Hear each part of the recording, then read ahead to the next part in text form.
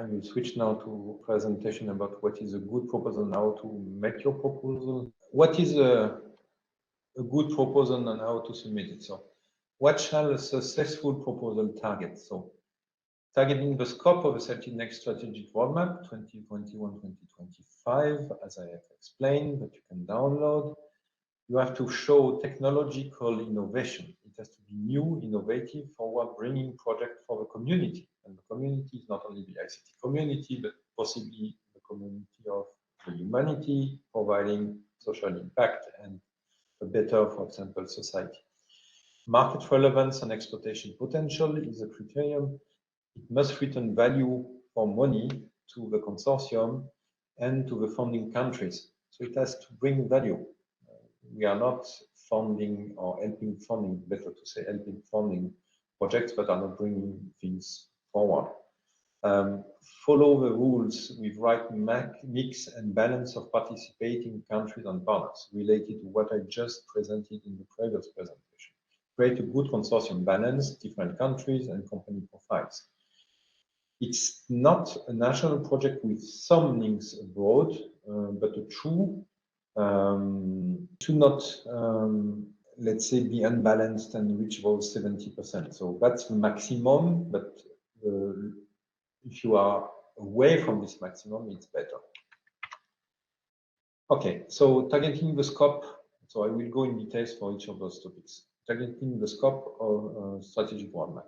When you make your application, you will see in the tool, when you put your proposal, there's a request to fill in taxonomy items, like tags about what is your proposal all about.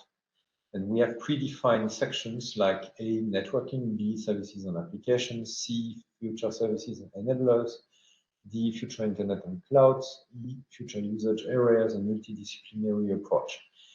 You have to pick 1 to 3 of those topics as main and 1 to 3 as secondary. And of course, this is linked to this roadmap that I have explained before. The document is not referring anymore to those tags because it was just too much tagging. So we will update those taxonomy items based on the evolution of the future versions of the roadmap. Second point, technological innovation. Innovation above the state of the art, what we call SOA, is a key criterion. Rationale for the project. Why is the subject of the proposed project important? Which problems will be solved and which results will be generated that are currently not available in the best knowledge that we have? The state-of-the-art situation. Describe the current technological situation, the current problems and gaps. Gaps is important.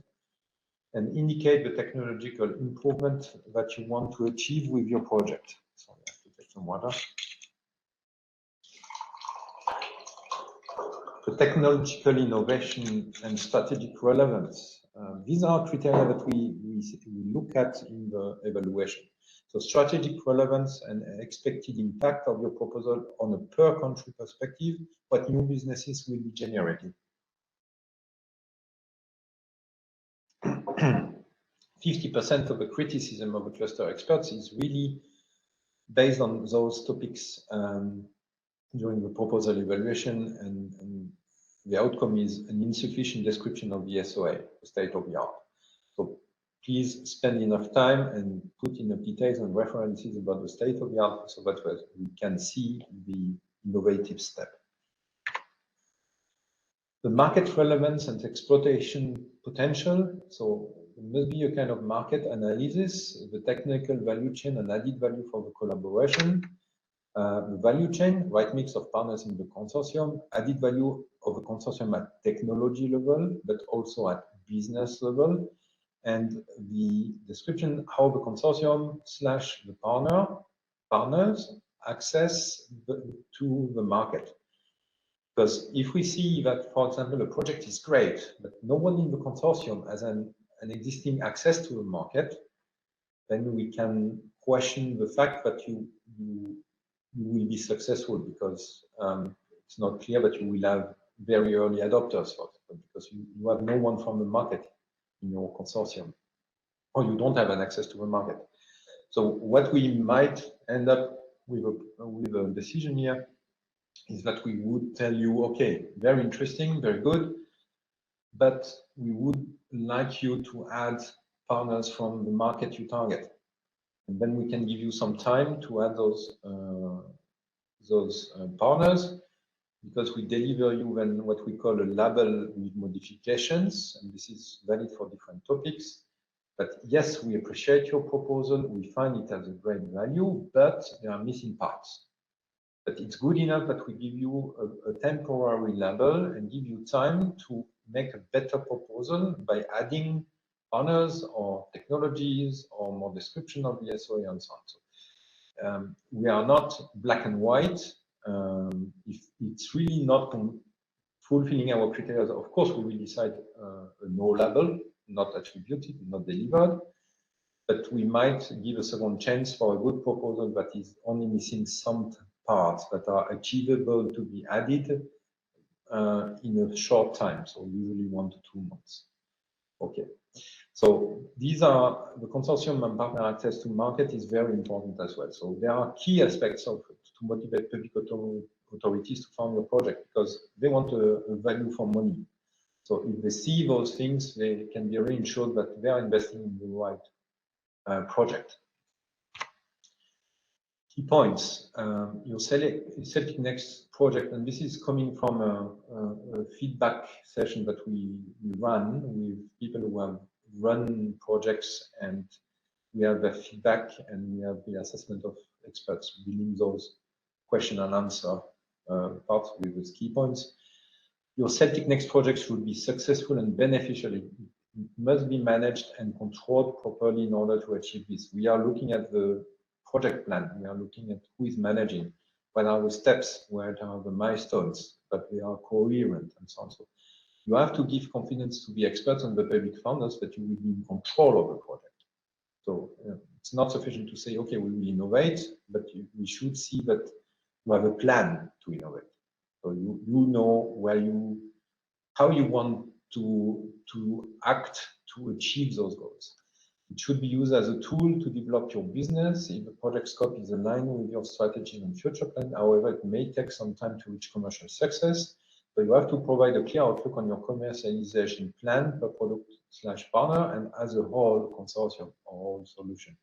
So we don't ask you to provide us a full business plan like you would do for an investor, but we are looking at giving us some insight in how you want to proceed after the project closes.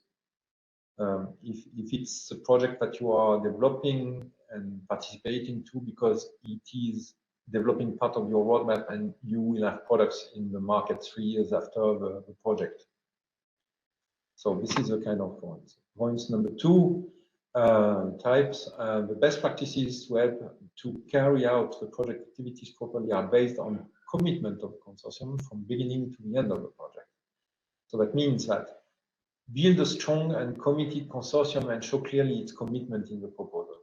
So we have to be convinced that you find yourselves and you want to work together and you want to achieve together something. It's not a collection of individual plans, but you have individual plans and a joint plan.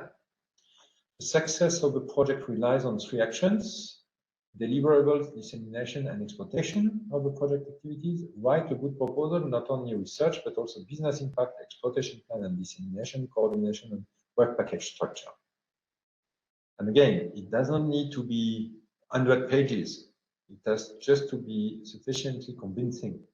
So it's the art of writing in concise form what you plan to do and being convincing your audience. Be aware that there may be changes in the project, consortium, activities, funding, etc., that might affect the initial plans. Okay. Project description. So provide a well-described risk analysis section. Okay, what if we are aware that there is a risk that we might not achieve this part, but we have a plan B. And if you have this maturity of understanding how you will manage this and that risk, put it in the document, it will help you to win the label. We are providing templates. You have the URLs there. You have guidance for the proposal guidelines and so on. You can contact us at any time to help you getting more information, explain you where to find the web sites and so on. But normally it is quite good explained, whereby we have quite often also people telling us, okay, I don't understand where to find the documents, and we are happy to help. So for this, the next part is about the, okay, sorry for the animation, but I am not controlling. How to submit your proposal. So you have to submit the proposal by the 10th of November. So the steps, you have to register on the cluster projects tool. You have the URL here.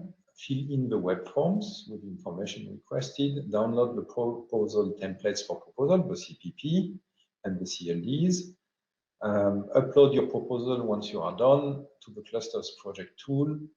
And it's always a suspense, but this is not only with CELTIC. We are impatient to see how successful our proposal of support was.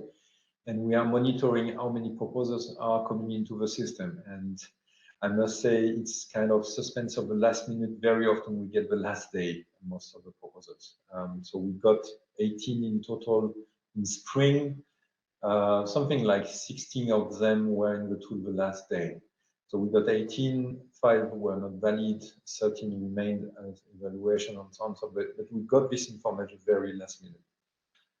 And be aware, you can update. So that means you can already put early there. We might have a look, and if we see there's real too much discrepancy with what we expect, we might, if you put early enough your drafts, we might have a chance to help you in telling you, oh, you wrongly understood when we explained that or this part. You should rework that to be compliant with the form, with the eligibility criteria. Of course, we won't give a feedback about the content in your innovation and so on, because this would be a conflict of interest. But on the form, we are happy to help you early enough.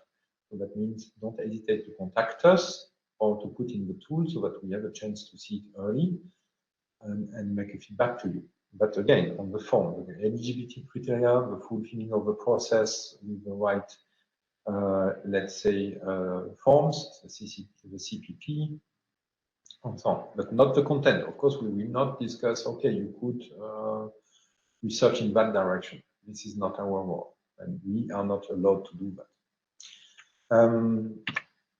So the submission interface, so when you click, so we are in desperate need again in some other. The submission interface, so it's quite an easy one. So you have to go to this URL. So you have to register to the tool first, of course. Once you have registered, you can click on the call running. So this is this one that you see on the picture. Click on submit your proposal, and you can then start. You select the open call, and you put the acronym of your project. Don't put 255 characters of acronym. It's not an acronym anymore.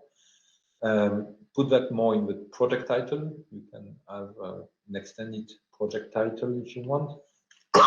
So, and you have to put key information: proposed start date, planned completion date, upload your CPP file in PDF form or Word document, and then make submit. You see, that's quite easy. It's very light. But then you will be, how to say, you will be asked to fulfill the different information fields. The proposal evaluation, how it works. You have an evaluation by the CELTIC experts. So once the submission deadline is reached, the day after, I am assigning experts to each of the proposal that is valid. I mean, valid means fulfilling the criteria, eligibility criteria and the forms. If those things are fulfilled, I assign 3 experts per proposal coming from the CELTIC community. And of course, I'm respecting conflict of interests or our tool, and in that I'm helped by our tool. That means that our tool knows which company our experts belong to and what expertise we have in each of the topics that you have selected. And then I can automatically generate the best shortlist of 3 experts per proposal that are mastering the topic and that are not in conflict of interest because they belong to one of the companies of the project consortium, or they belong to a competitor. For that, it's more a human being, myself, looking at that, because the tool does not know all the conflicts of commercialization between the partners. So I'm checking that as a second step. So the first step is not someone from the same company as the applicant. And the second step is checking if there's no, I don't know, Nokia evaluating Ericsson, for example. Sorry. So list of the evaluation criteria. So you have the excellence of and technological innovation that is evaluated by the experts, the strategic relevance and impact, market and technology, potential for exploitation of the results and for future business, the quality and efficiency of the implementation of the project consortium, so organization, management, work packages, and so on, quality and Gantt diagram, quality of the proposed consortium, the partners, and then the experts from CELTIC issue a recommendation to the labeling gremium. The labeling gremium is composed of the co-group members, delegates, the public authorities, and me as representing the experts. So they make a recommendation. There are 3 types. One is suitable for labeling. So they don't see any obstacle for your proposal to become the label and then to go to national funding applications. M is modifications required. So that's corresponding to the labeling with modifications, where we write you a letter telling you, okay, your application is interesting, we are interested in it, but we would like you to bring modifications. And we list what our experts have given as recommendations, but also what the public authorities attending to the labeling meeting have issued as concerns about your proposal. So like there are not enough partners in the country because we are not building a national consortium that will bring already value for the country, blah, blah, blah. I say blah, blah, blah because it can be extended in different countries. So we will write you a letter giving you the detailed evaluation so that you can improve your application and get the full label like the people who have got the suitable for labeling. And the not suitable for labeling is, okay, it doesn't go the threshold and there's no chance that you can rapidly modify your application to be suitable. So, and we have in the tool all the ratings. The public authorities access this. I make a report during the labeling meeting, and it's a collegial decision between the public authorities, me as representing the experts, and the co-group representatives that are taking part of the meeting. The label decision, of course, important criteria for the label decision: technical quality, business relevance, and also national priorities where they exist. Because as soon as you are fulfilling national priorities, you have good chances to get the national funding. Now, the start of the project, just to give you a first insight on what happens after you get the label and you get, let's say, to go to the national public authorities, get the funding. So In Eureka project, the funding is granted by ministries or funding agencies of the participating countries. Projects can usually start when mandatory partners have been live for funding. That means that you can start before everyone is funded. So as long as you reach a critical mass and a good part from the targets can be achieved with the partners who can start because they get funded or they decide to start, then you can start. And then the funding for the others can come later on. But it's your decision. In the last year, the success rate for funding for running projects of more than 50% has been achieved. And when a partner becomes active in a running project, he will pay the CELTIC contribution of 1.5% of his budget. So you are not paying the fee before you get active in the project. The CELTIC labeling decision, I already explained you. We have an evaluation period of 6 weeks. So therefore, you see the relationship with the dates.